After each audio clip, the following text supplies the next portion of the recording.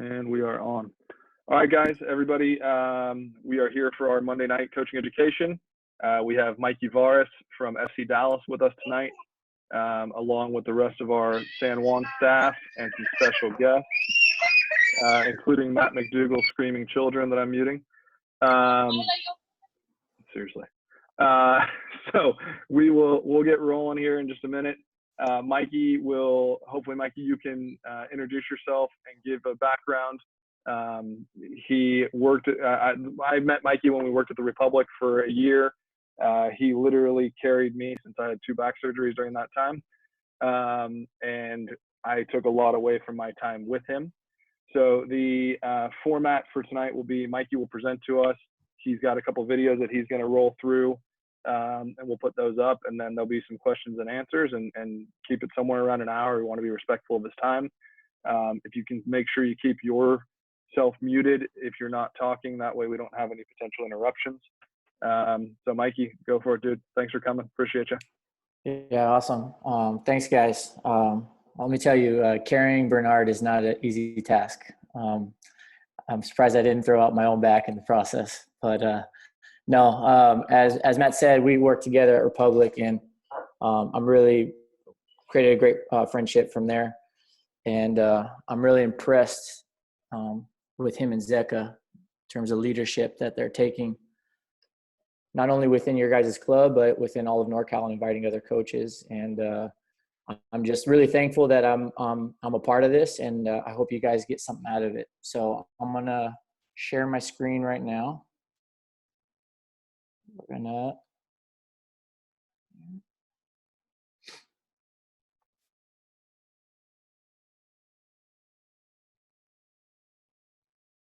okay. So I guess today I want to talk to you guys a little bit just about my journey in particular. And I want to start off by saying, like, I'm a little bit uncomfortable talking about it because I really believe that I haven't really done anything, to be frank. But when we were talking with Matt, and we talked about a couple subjects that he thought, based on his time with me, of that you guys could benefit from hearing from, and passion in the training session was one of them. I felt like giving you guys an overview of my whole journey would give you better insight into maybe that final point. Okay, so from the collage, the first thing I want you guys to know is that in terms of setting the intention for today, like, I do not believe in one-way path. I don't believe that because life went this way for me, that if somebody takes the same steps, it's going to work the same way for them. I also don't believe that there's a right way. So I hope that you guys can have an open mind during this. I want to be clear that this is definitely not dogma. It's just a way of thinking. And I know there's a lot of different ways. Okay, in terms of what I'm going to go over, like I said, I'm going to share a little bit about my personal journey. I'm going to identify why it's important, in my opinion, to copy from others while being yourself. I'm going to define what my core values, the macro core values I have. I won't go into huge detail there, and why I think they're important. And then I'm going to make some recommendations for personal and professional development from in the coaching world. Some recommendations for training sessions, and something that I've lived by, which is kind of the cycle of how I live every single day in terms of my profession. So the timeline for me is a pretty interesting one, and I hope people who are sitting down and watching this, maybe there's going to be some of you who can identify with this. But for me, life is nonlinear. Development is nonlinear. It's going to take you all sorts of different ways. So for example, my first job was selling cell phones at L2 Wireless. And I was coaching a little bit on the side, but after my college graduation, I thought, okay, I need to get a job and I need to make money. And I was doing a little bit coaching on the side, and I realized, this is pretty cool. This is pretty fun. And it took a big step for me to say, okay, I want to go pretty much in the opposite direction of all my friends, because all my friends were going into sales or the finance world. I started at Burlingame Soccer Club, and I owe a lot to that club because they gave me my first coaching job, and I coached everything there. I coached the peewees, so the little 5 and 6 year olds, all the way up to U19, girls and boys. I really, really took that time to just surround myself with way smarter people than me. I mean, absolutely way smarter people than me. I would say in that club, although it was a small local club, I probably wasn't even the 5th best coach in the club. And I really, really believe that strongly. I had a little bit of an entrepreneurial feeling in my body. So I started a company with Juan called Football Abroad, where we took kids to Argentina. We took them to do some training at a place called Safar, which is a center for high development athletes. And basically this place is where Boca Juniors used to train. And what they do is they take pros that are out of contract and they train them, and then they go play friendlies against pro teams to get them contracts. And then they started their own academy below that. And this is right about the time where Messi started blowing up, and Barcelona was interested in finding the next Messi. So they went to Argentina, they found this place, and they gave them all their curriculum and basically said, okay, any player that comes out of here, we get first rights, but you have to use this curriculum. And the director at the time, his name was Coqui Rafa, amazing coach. He took that, he was a businessman, it was his facility, and he ran with it. And so we went 3 summers in a row. I spent 6 weeks there at a time. And I think this is a big step in my career because I went there and I was shocked at how low of a level I had compared to this guy. And I realized how talented some of these really young, I mean, he had U9 all the way to the pros. And basically we lived on his campus. So it was 6 weeks of 24-hour-a-day coaching education. And I took all of it in. I took as many pictures as I could, as many videos as I could, notebooks filled. After that, about halfway through my time at Burlingame Soccer Club, I had a feeling that I needed to maybe have a more serious profession. And I started pulling away from coaching. And I went into a company called Vin Ambassador, and I did wine tours to Napa. So I drove a car and I showed people vineyards. And it was a great experience, except for the fact that I missed the field too much. And I got drawn back to the field. And at that time, I started a futsal school. That's when I just dove in. When I came back from the wine business, I realized, no, I gotta go head first into this thing.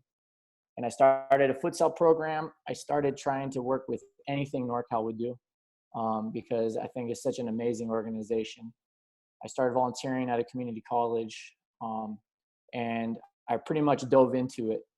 Okay, a big step for me was when I went to Sacramento Republic. This was a lifestyle choice first, and a great professional decision second, because my wife's family is from the Redding area. So we went to Sacramento, and I was lucky enough to work with Ben and Matt and Simon. And really, it was a special time for me because it was a chance to work at a professional level with guys that I really, really respected. And then one day, Lucci called, and he brought me to FC Dallas, and I started as a U15 coach. This is, for me, a club that is an amazing example in how to treat the development process. They brought me in as the U15 coach. They promoted me to the 17s coach, and when they promoted Lucci, they approved him bringing me on to the first team staff as his assistant, which I think is an incredible and is a testament to the vision that the club has. That the first year that Lucci's coaching, he's able to bring on as his 2 main assistants, the U14 coach and the U17 coach from the academy. So that's a little bit about the journey of how I ended up where I am at this moment. One thing that I feel is worth noting is I've always had a passion for learning, and it's been nonlinear, the same as my football coaching career. I got a business degree, and then I went back into kinesiology, more sports related.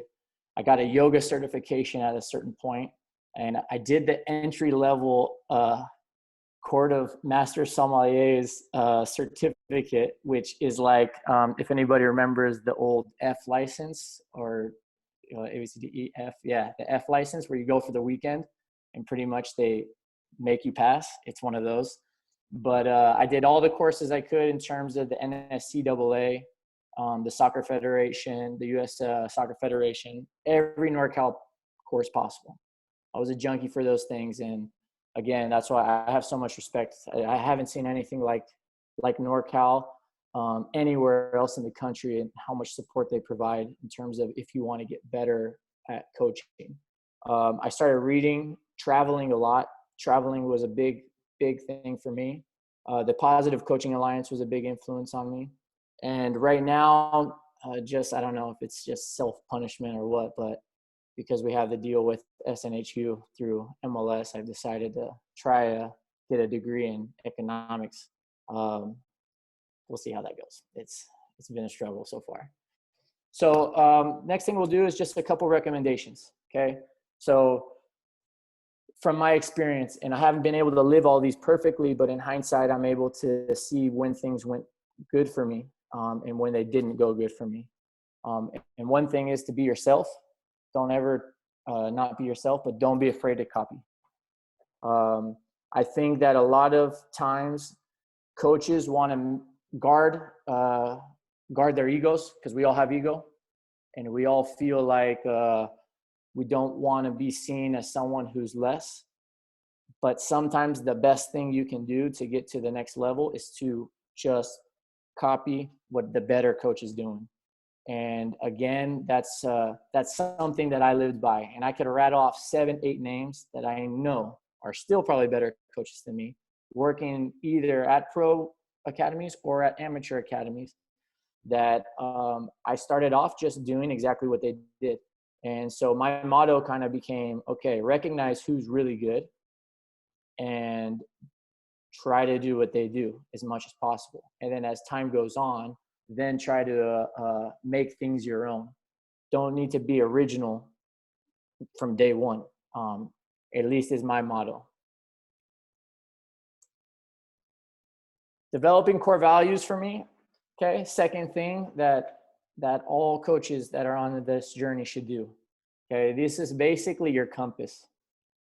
These things, these values are what should drive all of your decisions as a coach. For me, they drive my decisions as a person as well.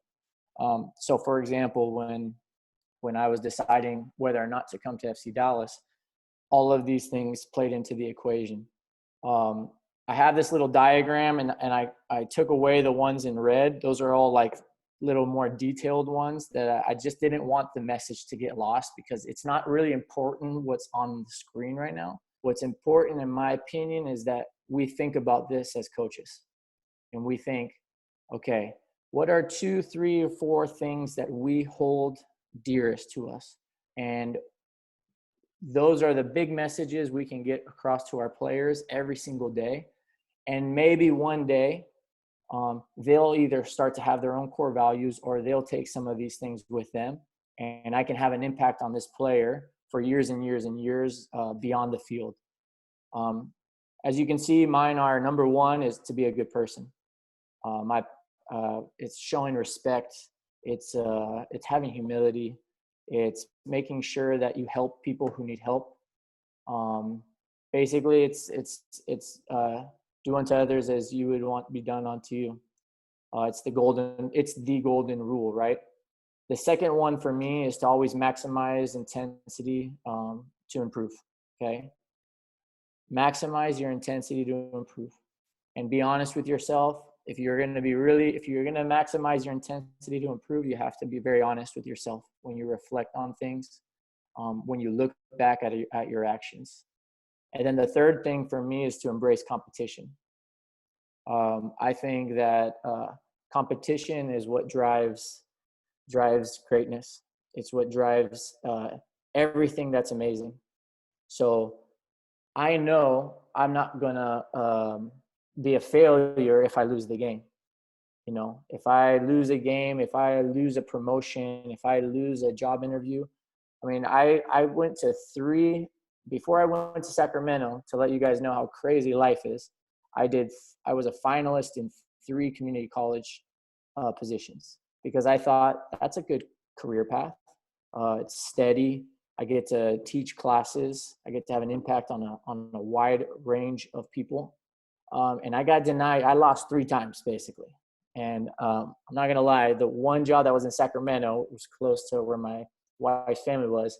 When I came in and told her, she started bawling, and I was like, "Okay, apparently this is big news for you." But deep inside, for me, I knew that if I kept doing those first 2 things, and I kept rising to the challenge for the competition, that things would work out.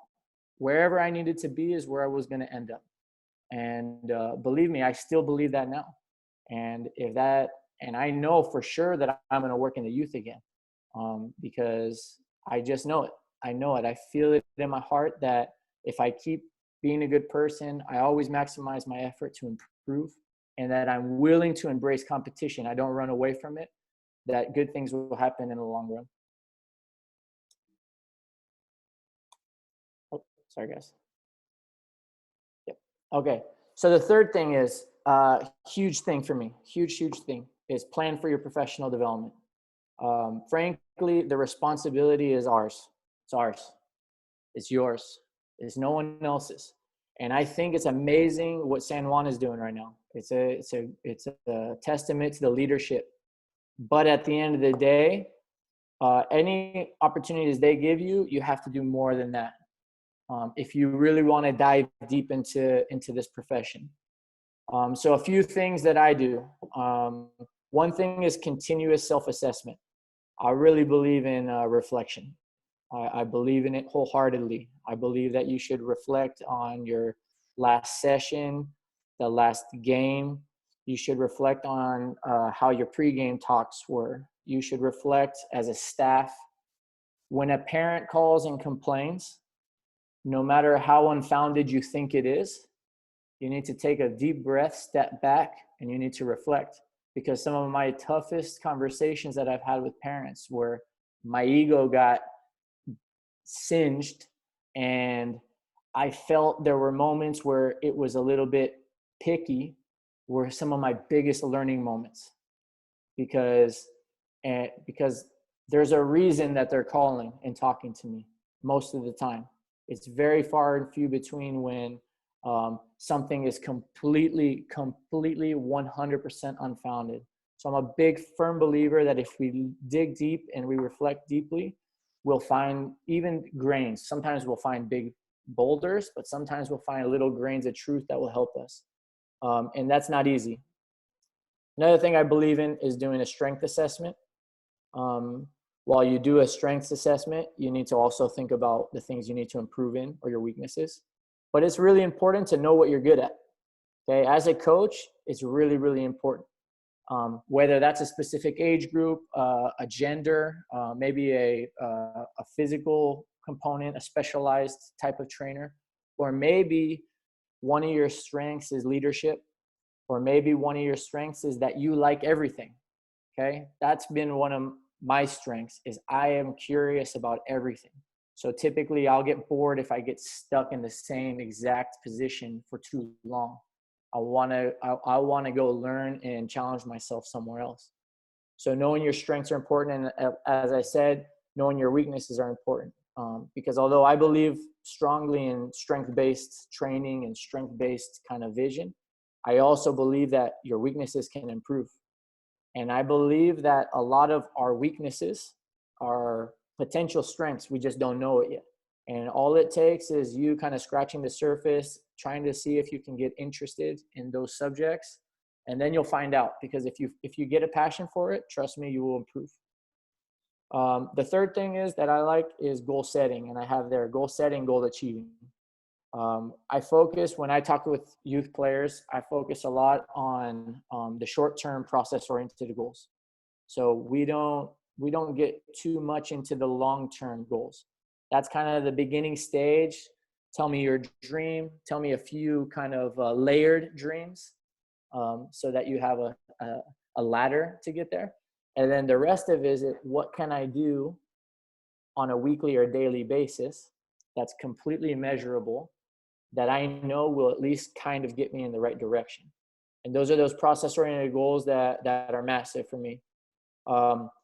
Getting every license, certification, going to every workshop, seminar, you guys know that. Just get on that NorCal site, get on every trip that you possibly can, the club site, find things online.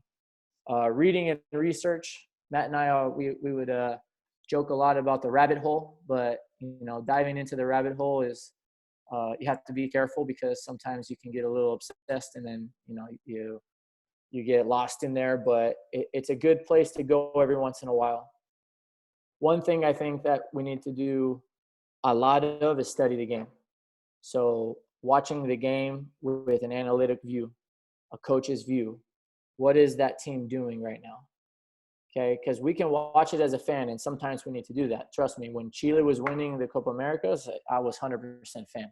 I didn't want to analyze anything. I was nervous. I just wanted to win. But for the most part, I try to watch that game, okay, the way a coach would watch it. And I try to go into the coach's mind. Okay, what is his tactic today?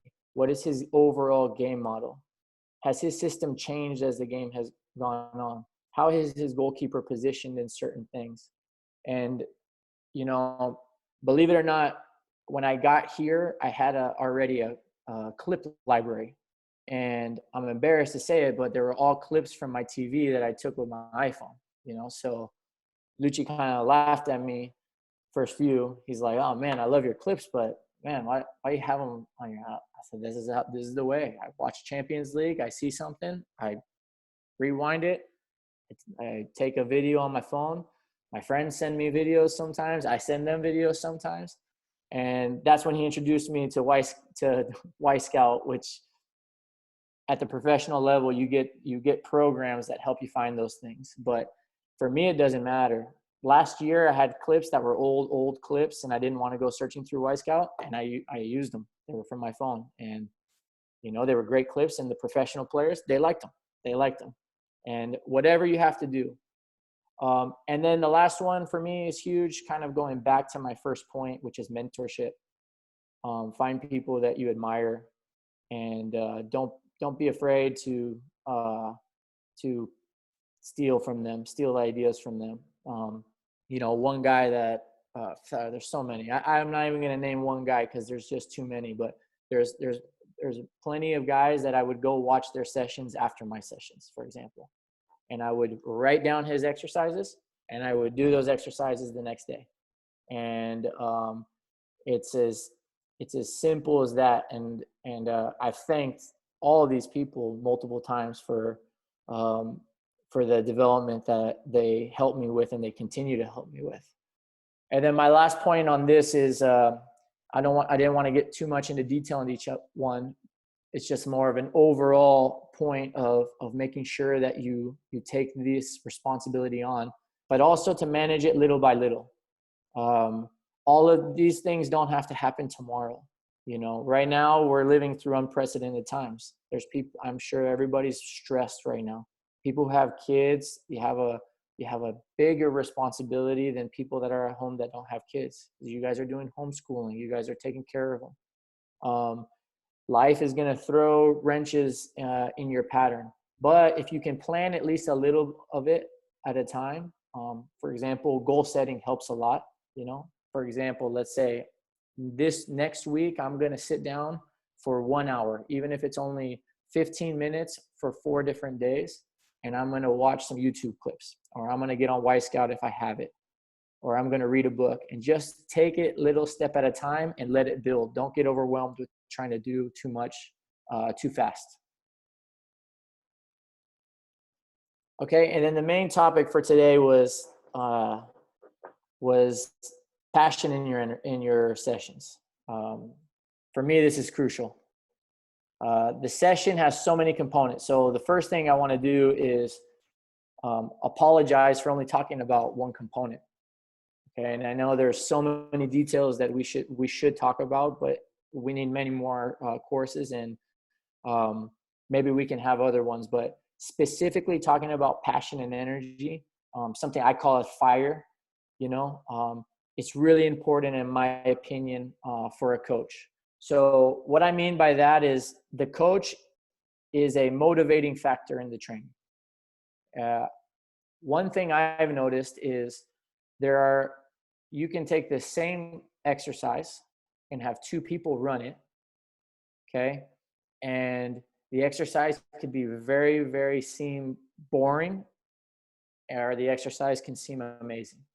And a lot of the times it has to do with the energy that the coach is transmitting. And we've all been there. Trust me, we've all been there, where we show up to a training session tired. We show up to a training session stressed out. And we don't give our 100%. It has happened to every single coach. If you're good at reflecting, you'll catch yourself and you'll make sure that it happens as little as possible and it stops happening eventually. Or maybe the effort, instead of you hitting a 75, you're only hitting 98s. Okay, we're all human. There should be room for error from a coach too. But what we have to realize is that we have a huge responsibility to the player. The player is showing up hungry to the training session for learning, okay? For learning and for fun. And we have an obligation to give them that and to transmit it through the way we structure our exercises, yes, to the way that coaching points we have, yes. But a very simple way is to be very engaged in your training session. Maximum engagement in your training session, okay? So I'm going to go over a few details. One,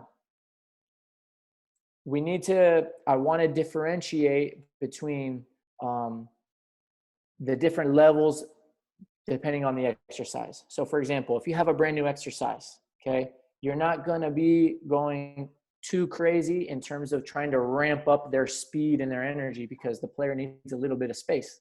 The player needs to think, oh, this is new. There's new rules all of a sudden. Okay, wait, I'm not allowed to go in this zone, or I am allowed to go in this zone. Okay, that's not a moment to accelerate the fire from a coaching perspective. That's a moment to give the player some space and help them stay focused. Help them get past the initial frustrations of, hey, I don't really get this. This is a mistake that a lot of coaches who have natural fire maybe fall into, which is something that I fell into, where I show a new exercise and I have that natural energy of wanting things to go well, and they don't quite get the exercise. And what happens? Hits my ego, makes me frustrated, and makes me less patient. And for me, that's wrong. So we need to avoid that situation as much as possible. On the other hand, a lot of the times we're doing an exercise that's familiar or that's very easy. This is the time where we need to maximize the intensity. We need to make sure that things are going and zipping. And we need to make sure they know that we are with them in this exercise. Especially, I would say, in an exercise they know very well that maybe is not the most fun exercise. Okay, so a technical exercise that, trust me, if the 20 of us were doing it and nobody was motivating us, after 45 seconds, we would start getting sloppy, okay? And you have to manage this moment of, do I want quality versus quantity, okay? Quality should always be number one. Quality should always be number one. So I don't want this to be misinterpreted like you're putting so much energy into a technical exercise that they're going around like crazy, but everything is a disaster. No, that's the moment we got to hit the brakes. We got to help them. We got to help them slow it down. We got to give them encouragement. We can give energy without speeding them up. It's a matter of feeling the moment, recognizing what is the player, what does the team need right now. So in terms of coaching personality, we talk about intensity, passion, fire, but we also talk about compassion. Okay, it's very, very important. My feeling is the player should see you excited. They should see you engaged. You should leave everything on the field. My motto, at least, is I show up to the training as fresh as I can. And I know that that's not possible for everybody, but I try to show up as fresh as I possibly can because I want to be exhausted at the end of my training. At the end of my training, I want to be keeled over, going sweat here, going, wow. I left everything out there for those guys, for those girls. And again, I want to make sure that the intensity, passion, and fire part is not misinterpreted as you're yelling the whole time. You know, compassion plays a huge part in it. The way that we give those coaching points is key. It's key. You can show huge engagement with a big smile on your face. You can show huge engagement by just talking really calmly to somebody. The difference is when you know mentally you check out a little bit. That's the difference, you know, because you can be there watching the 4v4 at the end of your U9 practice, in there clapping, giving little things here and there, and those players know. Or you can start thinking about something else. And even though your body is still there, you start missing little things, little moments where you could have given a praise. And little by little, the players start to think, he's not really paying attention. And then you'll have someone start fooling around a little bit. You won't catch it, and things will go downhill from there. Demand from yourself first. Demand from yourself first. We want the players to do their best all the time. And the more and more, longer and longer I do this, I realize that the players want to do their best. Trust me, the players want to do their best. They want to get our approval as coaches. And we need to know that we come from that position. And we need to make mistakes sometimes. Of course, we're human. But we need to look at ourselves first and make sure I'm demanding. We cannot get frustrated if we know inside here we're not good. We cannot. Okay? My opinion is it's a self-fulfilling transmission. What I mean by that is the more often you do this, the more consistent you are with bringing energy to your session, there's going to come a day where you can come to practice, say nothing, and you will see the kids are flying. The kids are flying in the training. The kids are competitive in the training. The kids are maximizing effort. Okay. The thing is that comes after a lot of time of having set the tone and shown by example what it means to be engaged in the training session. One thing I want to mention is that sometimes when we get frustrated in the training, okay, before we react, we need to think to ourselves, how clear have I been? How clear has this exercise I've created been? And sometimes in the moment, we need to move on to the next thing. If we start to think, this is not right, I haven't explained this right well enough, or this exercise isn't appropriate for this moment. Of course, there's going to be moments where you can just adjust the space, the numbers, the rules, the tasks, and that will fix it pretty quick. But there are times when you're going to realize this is not, I missed on this one. I missed on this one and I need to move on. And that's something that I'm sure we all struggle with because we're perfectionists and we work hard to plan our sessions and we want it to be perfect, but it's not going to be perfect all the time. So the third thing for me, component-wise, is let's find balance between joy and deliberateness. Okay, deliberate practice is meant not to be enjoyable.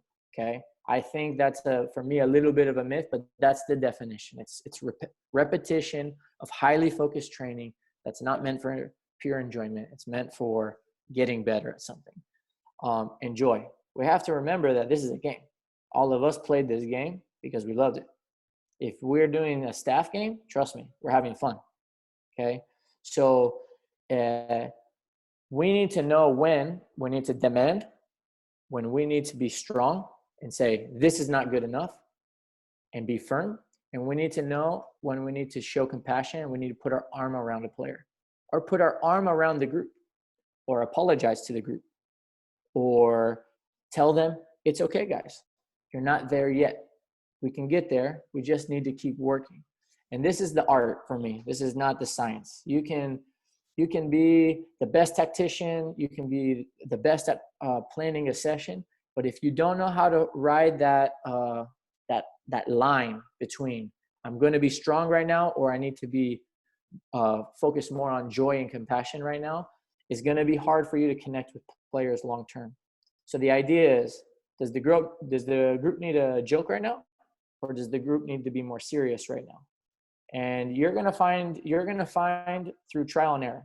The important thing is that you just have it in your mind that I need to be at least thinking about these things. And then the number one thing for me is care for the human. Care for the human. It's important that that player know that you care about them. Okay.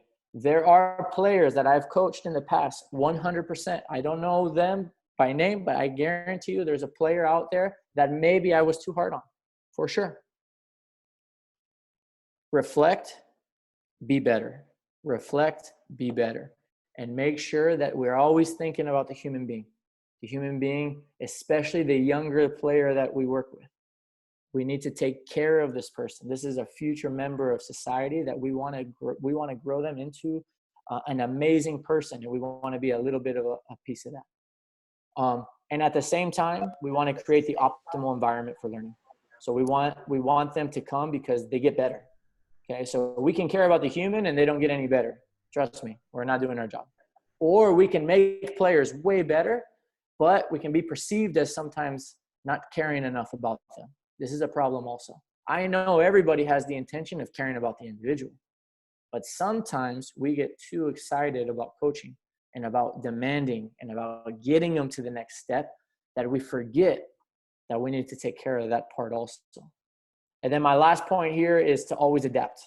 Always adapt. Adapt, adapt, adapt. You have your training session planned, whatever is written on your paper. If you do exactly what's on that paper, I'm a little disappointed because I know that there's going to be an adjustment. I can have it written down perfectly. Something's getting scratched. A dimension is changing.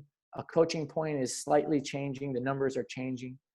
What I also mean by that is adapt to the team. Okay, I can coach 2 U14 teams and I need to treat these 2 teams differently because one team might be filled with 18 players who want to play Division I college, and the other team might be a group of buddies who want to hang out and have fun. These guys can still learn. We can still make sure they learn, but I have to adjust a little bit. These guys should still have fun. You know, they should still have fun, but I need to make sure that I'm pushing them in the direction of their goals. So we just need to know always what are their goals, what are their needs, what are their motivations and their personalities, and what are their skill level. I ran into reflection for me, young, I would make a practice for an age group and I would run that practice. And then I quickly realized that doesn't work. I need to make sure that I tailor each training session to the specific needs of the team. Okay, so we're gonna watch a few videos and I hope these work. Apologies if they don't. Matt has them, so he'll take over the screen if this is jumpy. So the first one is Pep Guardiola.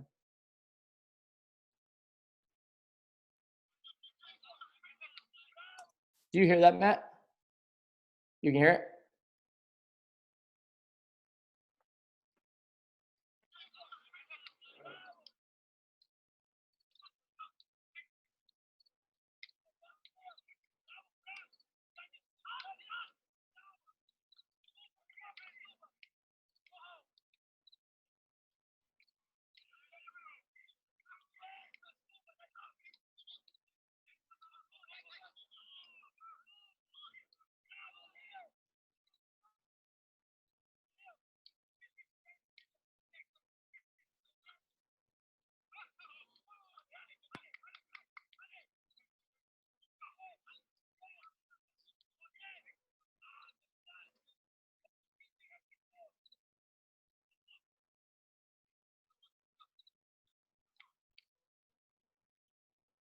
So Matt, if you don't mind, do you mind calling on somebody and just asking them what they see in there, what they think? Sure. We're going to go straight down the line. Curtis Holmes, because you're right below my screen. You're welcome. Thanks, Matt. I appreciate that. No, I see somebody with a lot of passion, even with older professional players. He still has a lot of passion and excitement and trying to get them and motivate them to do the things that he wants them to do. And that's pretty awesome to see, even with older players. Absolutely. I think that's great feedback. And right away, you said the right word. And so that's for me, he's an example of passion. You know, he says the word love 3 times in that thing, and he's talking to grown men. And for me, it's amazing. And if you look at what I love about this video is you see that this video is not perfect. A lot of times we see the highlights of some of these 44 plus threes and it looks amazing. It looks perfect. And when you play these possession games, positional play games in tight spaces, sometimes they look like a disaster, but you have to keep that energy going because eventually the idea is that little by little, it'll start to click.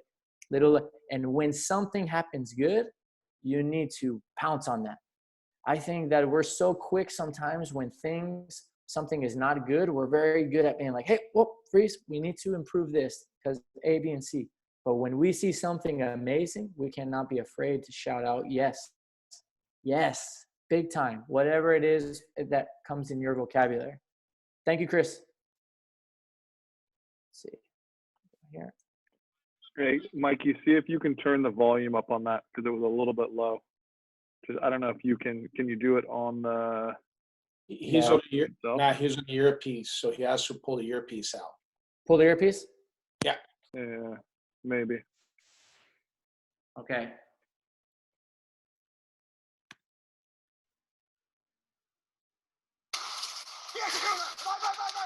Is that better? Now we have aerial ball jump, snapping header, and then they sprint out.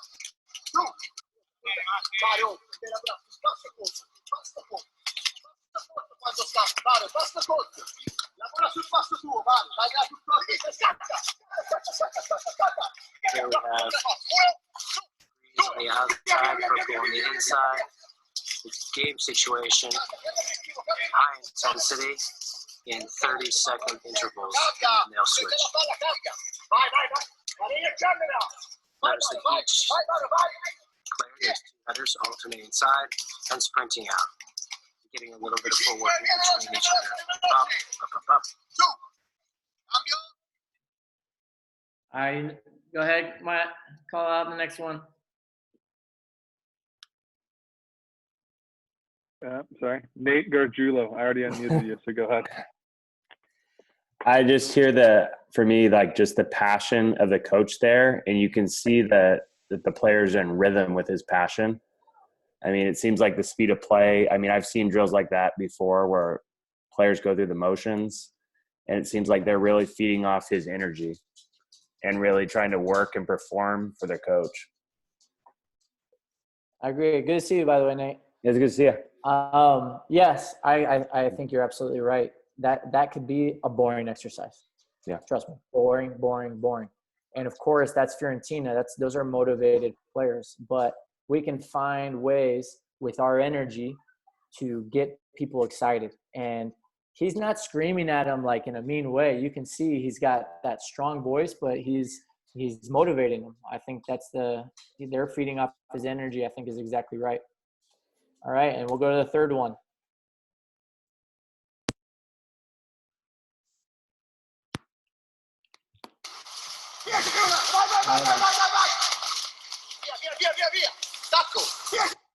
There we go. This one's a little bit longer.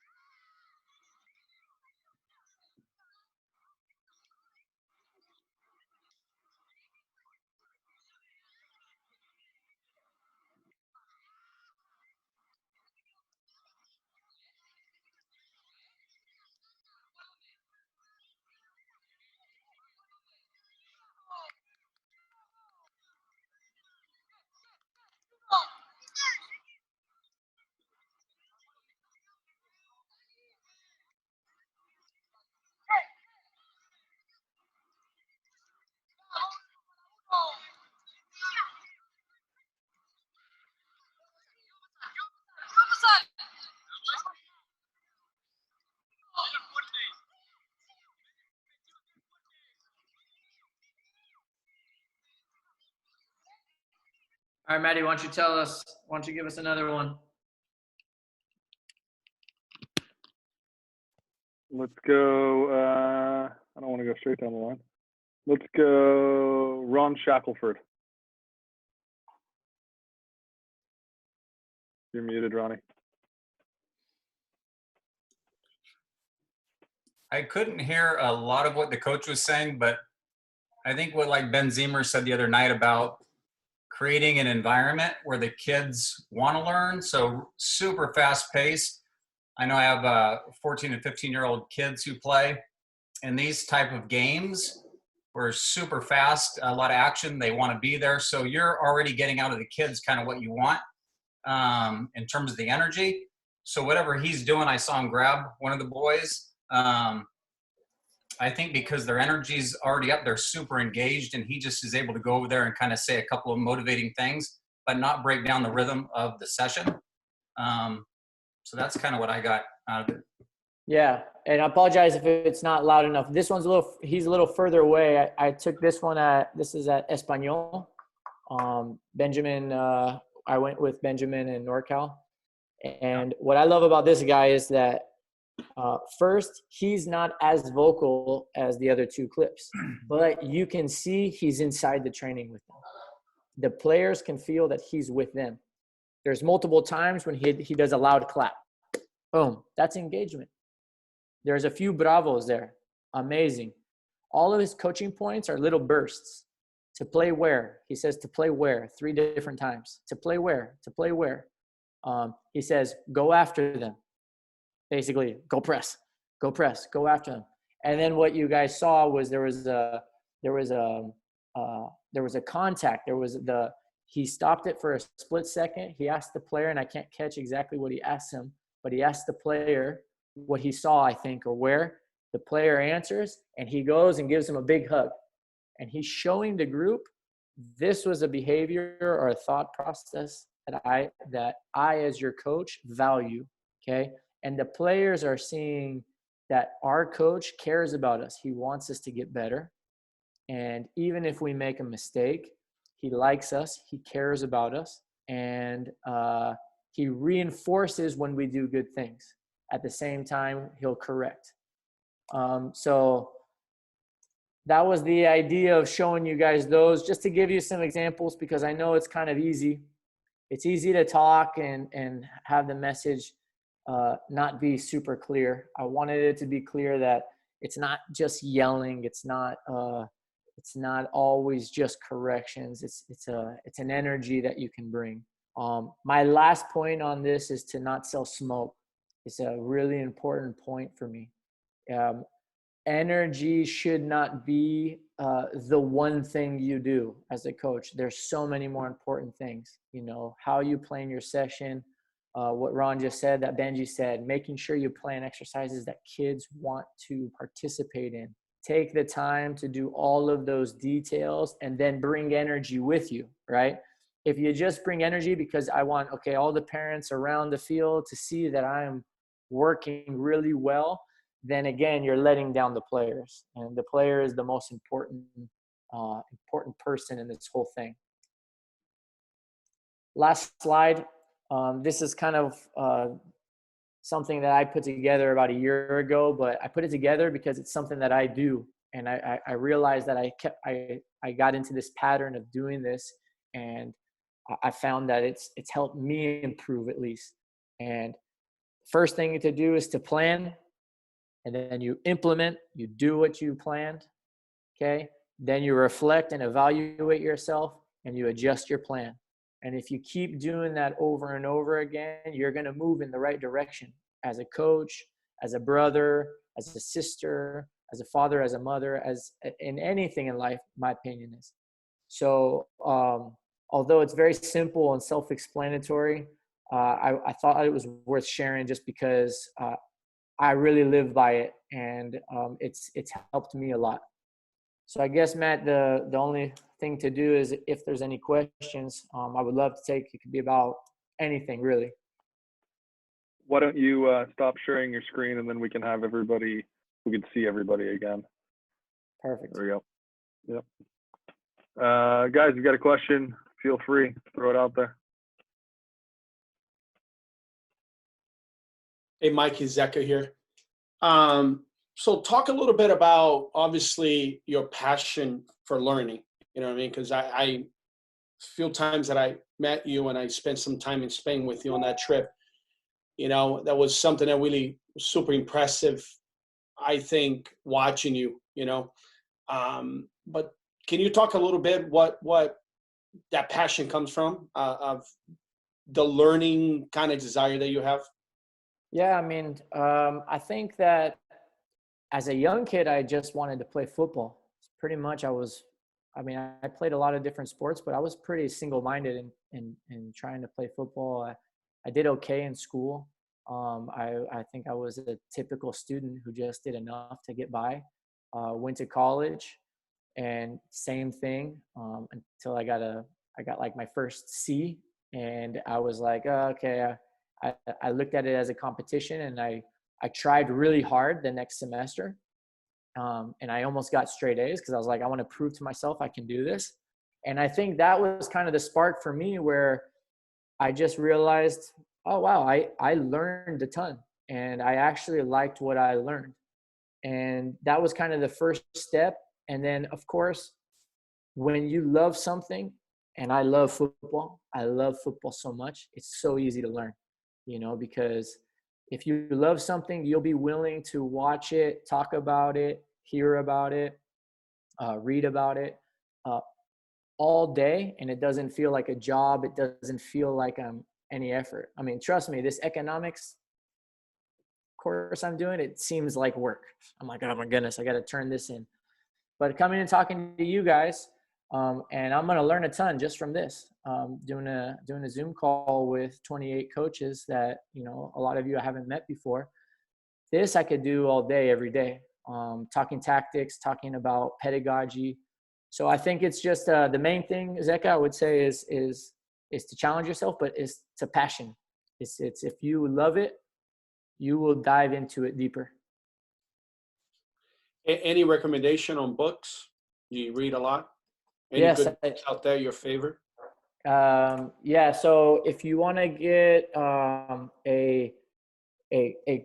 good introduction into the methodologies that I like the best, that come from tactical periodization and structured training, the structured microcycle is complex football.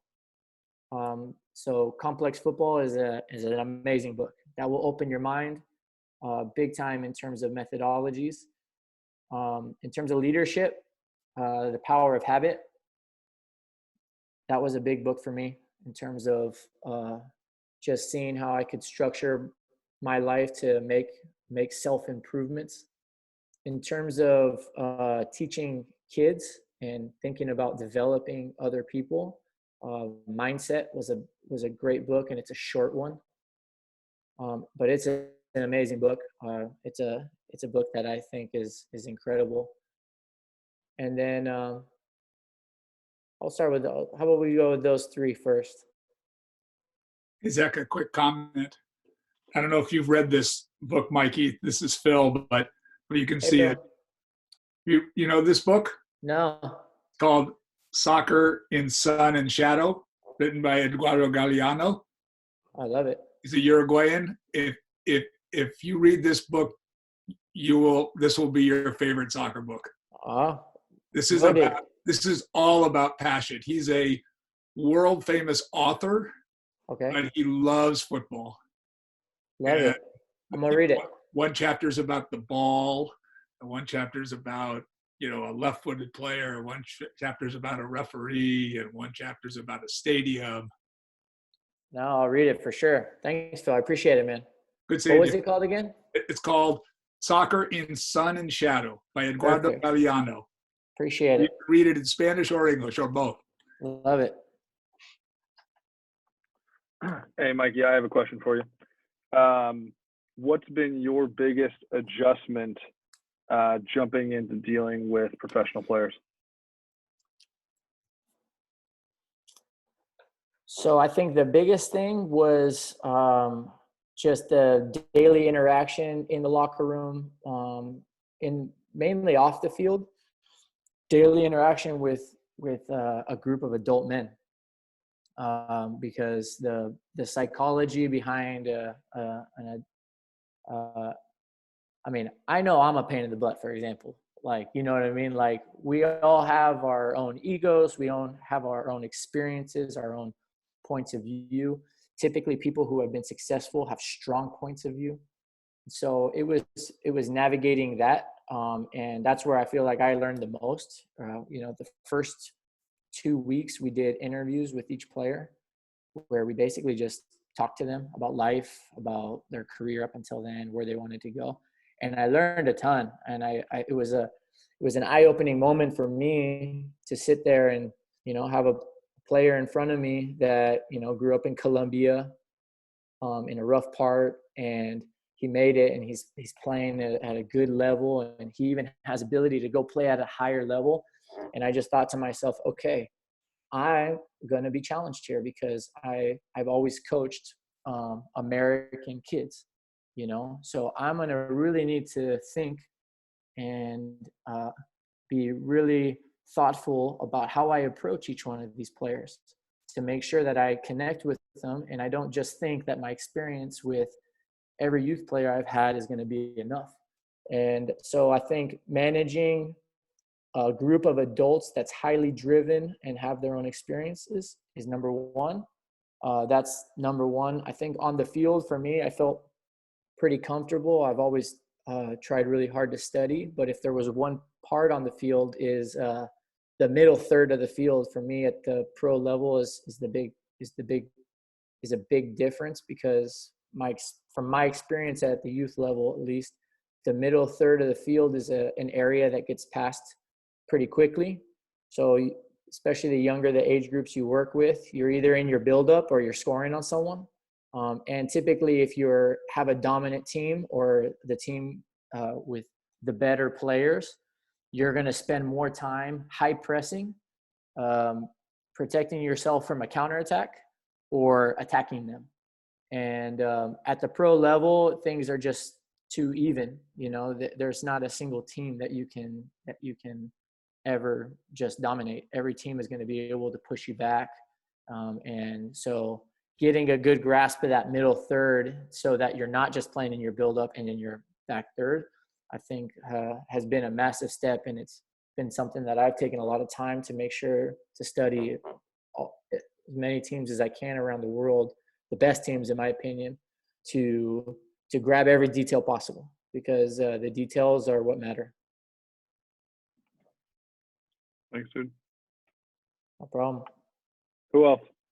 Hey, Mikey, yes. This is Derek Evans. How are you, man? I'm doing good. How are yourself? Good, good. Hey, first of all, thanks a lot for doing this. I certainly appreciate it. I had a quick question for you, and it goes to the personal evaluation piece.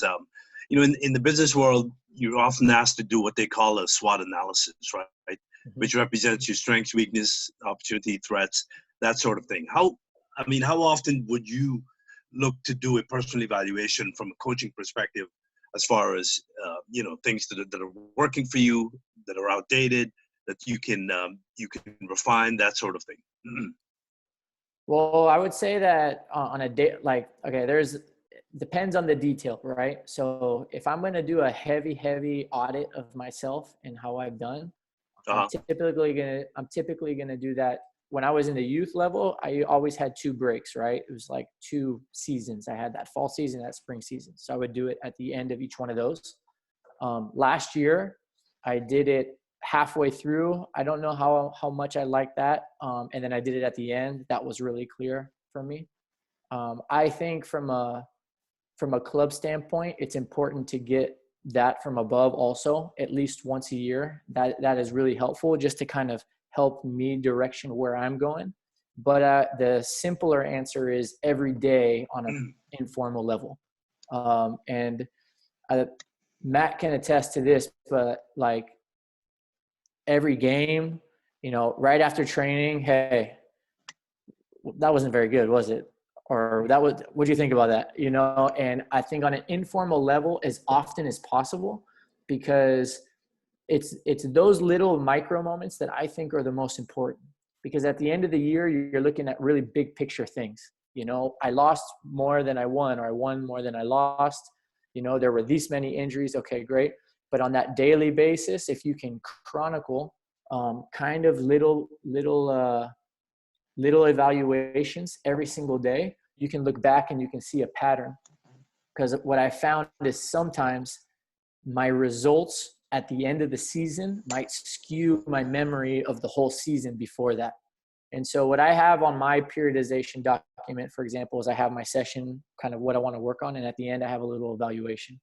So at the end of every session, I will talk or whatever, but I'll make sure I just write down 2 or 3 notes. Hey, the players looked tired today. The players were flying today. Okay. Hey, like I had to be way too direct too often. Why? Okay. I'll look at the last few days. I'll look at the session, and that will help me in the immediate, even more than that big one at the end. But I do think that big one is important from a big picture sense, just to make sure I'm moving in the right direction. And the little one keeps me in line with the details. I'm sorry if that doesn't make sense, but no, it does. It does. No, thank you. I appreciate. Yeah. Hey, Mikey, on that line, do you still use? Because I know we used to have that form that I think you created or we created. That was a match analysis, training analysis, post game. Are you still using stuff like that? So in the academy, I was using it at SC Dallas every single week. Yes, and I was sending it to Lucci. So I was telling him, hey, just so in case you see something different than me, this is kind of how I'm feeling about where our team is going, where the 16s are going, the 17s are going. Right now at this level, I'm using more like, so I created a game day sheet for an assistant coach on the bench for the level that I'm at now. Things that I just noticed in the first few days, like this will help Lucci if I have thought about this during the game, because my job is to try to minimize, the stress that he feels and let him be super confident and just think about the game, right? And so I have this little thing, and what I've noticed is basically if I look at that the next day or 2 days later, I just add a couple points to it. And then I go into my game analysis and I watch the video and I write a couple more notes, and that's kind of where it is. So it's actually not as structured, but it's more at the same time, because all of it has to do with just giving a kind of a point of reference of how we think things are going. Mikey, it's Ivan. Thanks for doing this, by the way. So you talked about having a high passion level in trainings and whatnot. How does your mindset change if it does in game situation, where you might have to be a little more calm while you're analyzing the game? So everybody is a little different in this, right? Because you can see Arsene Wenger is sitting on the bench saying nothing, and Cholo Simeone is going crazy. My personal opinion is that you should be able to strike a balance. One of my big things in life is balance. I don't like to find myself in too many extremes. But yes, I think most of the work should be done in the field, and most of the are in the training sessions on the field. And so by the time the game comes, it's my opinion that a coach should be a little bit calmer, at the very least, or a lot calmer. It shouldn't be the reverse, that's for sure. A coach should not be super calm and passive all week, and then all of a sudden be super high energy, okay? Because that's the reverse of what the players need in pressure moments. Now, if you're a very intense person in training, which, for example, Cholo Simeone is one of the most intense people, okay? Believe it or not, he's less intense during the game. He takes it back a scale, okay? So he's just an intense person. Me personally, I tend to be in the calmer side, but at the same time, I believe in adapting. And sometimes games need a coach to be more active. Sometimes games need a coach to be less active. Some age groups, coaches just need to get out of the way of the players and let the players experiment and let players fail and ask them questions. The youth level we should really be letting the players make as many decisions as possible. At the pro level, when there's information that can be relayed instantly that can help the team win, the players expect you to do that. So it all kind of depends, but in a general standpoint, you should not be more intense in a game than you are in training, for sure. Terrific. Thanks.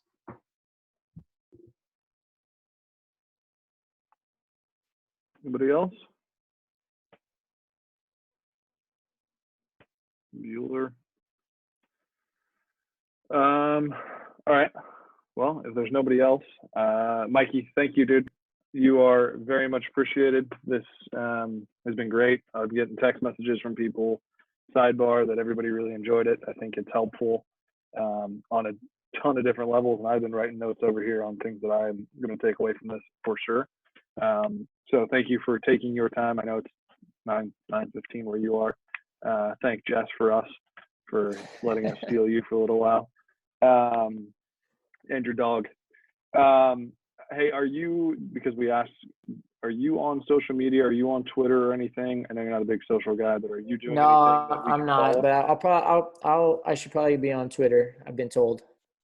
Yeah, probably worth your time. So let me. I'll create your Mickey Varas Twitter. Mikey never really worked for the Republic because they didn't spell his name correct on the website ever. All right, man. Well, hey, we appreciate you. Thanks for taking your time. If you want to jump in any of the ones we have coming up, obviously we got Greg Vanny next Monday, and then we're lining up some other ones. I sent you a text about potentially translating for us too, because we got the Argentinian, or actually now he's the Mexican goalkeeper coach for the national team, potentially in for May. So everybody else, guys, thanks, girls, thanks for coming tonight. Thanks for hanging out with us. Let's keep up the good work with our teams to keep busting our asses to make the club better. And I can't wait to see you all back on our freaking fields. Yeah, Matt, if you don't mind, hey, thank you guys for even having me. Honestly, for me, it was a pleasure, and I feel super humbled that you guys are even wanting to hear anything I have to say. And Matt and Zeka, super proud of you guys for taking leadership during this moment. I hope everybody's families are safe, healthy, and I wish everybody the best of luck going forward. Thank you, Mikey. Thank you. Having you, man. Thank you very much, Mike. Appreciate it. All right, thanks, Mikey. I'll shoot you the link to this when I post it. All right, see you guys. All right, guys. Good night, guys. Later, bud. Appreciate you.